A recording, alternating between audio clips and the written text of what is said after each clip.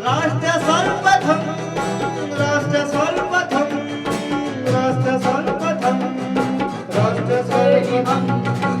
राष्ट्र सर्वप्रथम की बात ललित सुमन के साथ कार्यक्रम में आप समस्त राष्ट्रवासियों का हार्दिक स्वागत है।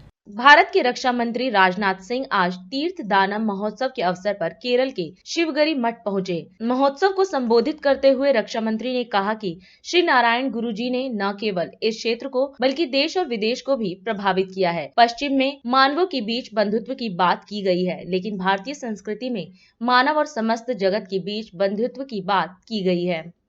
आज इस विशाल तीर्थादनम महोत्सव में पूज्य संतों के आशीर्वाद और श्री नारायण गुरु जी की कृपा से मुझे आप सबके बीच उपस्थित होने का सौभाग्य प्राप्त हुआ है और यहाँ जिस स्पिरिचुअल ब्लिस को मैं अनुभव कर रहा हूँ उसे मैं वर्ड्स में एक्सप्रेस नहीं कर सकता।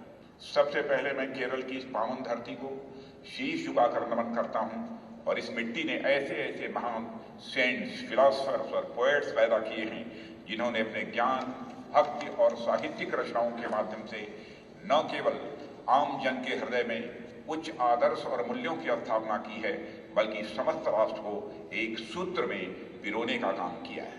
यही के एक छोटे से गांव कालड़ी के आचार्य शंकर ने जिस तरह पूरे भारत की यात्रा कर राष्ट्र को कल्चरली इंटीग्रेट किया है वह अपने आप में अनप्रेसिडेंटेड था। अद्वैतवाद की फिलॉसफी के माध्यम से उन्होंने जीव और परमात्मा के वननेस का जो प्रिंसिपल दिया वह भी आज देश की आत्मा में रचा बसा हुआ है।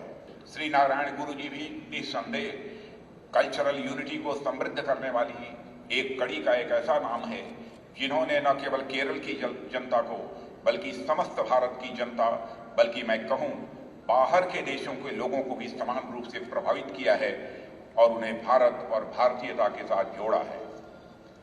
साथियों, आप सभी डिवोटीज को देखकर मेरा मन बहुत बड़ा गदगद हो रहा है और आप सबको जब मैं एक ही रंग में रंगा और एक ही भाव में रमा यहाँ एकत्रित देख रहा हूँ तो यह अनुभव कर पा रहा हूँ कि आप सभी बिना किसी भेदभाव की समता की भावना के साथ एक दूसरे के साथ एकाकार हो गए हैं और यह समागम दुनिया को एक संदेश देने के लिए पर्याप्त है और वह है भारतीय संस्कृति में निहित मानव मात्र की समता और समानता यानी इसेंशियल ह्यूमन इक्वलिटी। साथियों, आज हमारे पास गर्व करने के लिए जो भी चीजें हैं, जो भी विरासतें हैं, उसमें हमारी कल्चरल हेरिटेज ये सबसे प्रमुख है।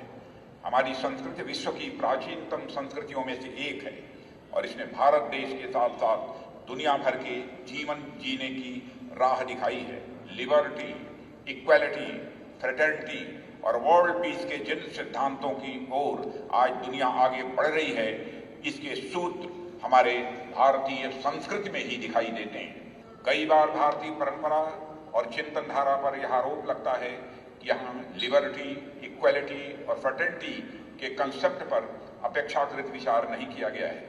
यह कंसेप्ट अगर यहाँ पहुँचा है तो यह वेस्टर्न रेनेसां अथवा फ्रेंच रिवॉल्यूशन के माध्यम से हमारे यहाँ पहुँचा है। यह बात बिल्कुल सही नहीं है। यह जरूर है कि दुनिया के अनेक देशों की तरह भारत भी इन इवेंट से प्रभावित हुआ और उनसे हमने सीख ली, पर ह्यूमन इक्वलिटी का कंसेप्ट इनके बहुत पहले से बड़ी गंभीरता के साथ हमारे एंशिएंट लिटरेचर में विद्यमान है। बल्कि उससे कहीं आगे बढ़ते हुए मैं यह भी कहना चाहूँगा कि वेस्ट में तो मानव के बीच समता, समानता और बंधुत्व पर बात की गई है, पर हमारे देश में तो मानव के साथ अन्य प्राणियों, जीव जंतुओं और जड़ चेतन तक के बीच समानता और उनके कल्याण की बात की गई है। समस्त प्राणियों में चर अचर में ईश्वर के अंश होने का संदेश अगर दुनिया में कहीं से गया है तो हमारे और आपके देश भारत से ही गया है। वसुधैव कुटुंबकम यानी whole world is one family के रूप में हमारे ऋषियों और मनीषियों द्वारा समस्त विश्व को एक परिवार मानने का आग्रह अगर दुनिया को कहीं से गया है तो हमारे और आपके देश भारत से ही गया है। और यही कारण है कि हमारा देश भारत प्राचीन काल में विश्व गुरु के रूप में मान्य था। सज्जनों, जब मैं यहाँ पर आया मुझे जानकारी प्राप्त हुई एक दुखद घटना की कि हमारे प्रधानमंत्री श्री नरेंद्र मोदी जी की मां, उनका निधन आज हो गया है, आज उनका स्वर्गवास हो गया है। मुझे लगा कि शायद मुझे वापस जाना पड़े, लेकिन हमारे प्रधानमंत्री मोदी जी ने कहा कि नहीं, कोई भी अपना कार्यक्रम कैंसिल नहीं करेगा और कार्यक्रम करके ही सबको जो है दिल्ली वापस लौटना है। आज के इस अवसर पर मैं अपनी तरफ से, आप सभी की तरफ से, मठ की तरफ से मां हीराबेन जो प्रधानमंत्री मोदी जी की मां हैं, उनके चरणों में श्रद्धांजलि अर्पित करते हुए अपनी बात यहीं समाप्त करता हूं। हम आपसे आज यही विदा लेते हैं। राष्ट्र सर्वप्रथम, वंदे मातरम, जाग उठा है भारत।